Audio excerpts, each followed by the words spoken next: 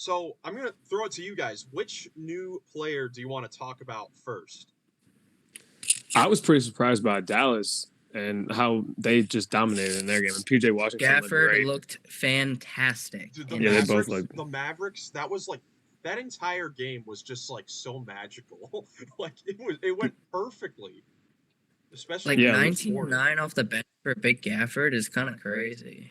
I think that's the biggest story, at least in this first week since the deadline, just because Luka seems like he's been wanting, that like I feel like expressed some feelings where he's like, finally, that's how I think he feels right now. It's like, finally.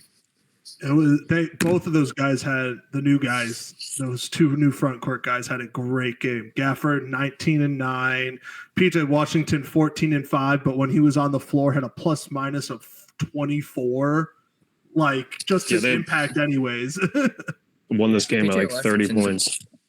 Yeah, it's gonna be interesting to see like if they can hide PJ defensively though, because he's not that good on defense. Well, the thing is they don't have to play defense. Not if they score 146 points a game. I forgot you're a big Pacers supporter too.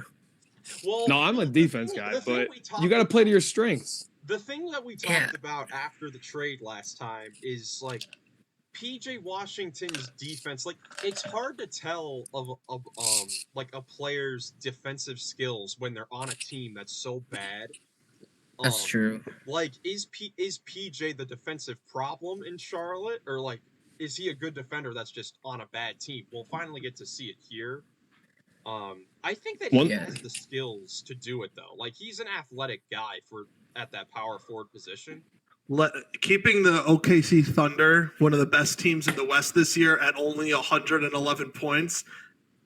That's a pretty good defensive battle. Like I'll even say that's a pretty good defensive game right there because like especially in today's day and age, if you're keeping a top team and a high scoring team like the Thunder under 120 points like that, I'll take that as a win. By the way, especially in your first game with them. Did it without Lively too, by the way. Didn't even have their they had Maxi Kleber starting. Yeah, I'm telling you right now.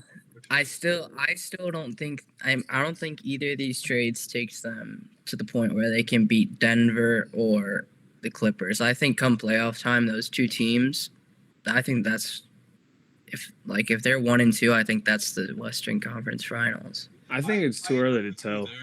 But I think that this gives them a better shot though. It definitely puts them. Yeah, I think we were talking about it on the trade deadline when it happened. We were saying like it might not push them to that Denver Clippers, but it does push them towards like that Thunder Timberwolves kind of category where they're like the next tier.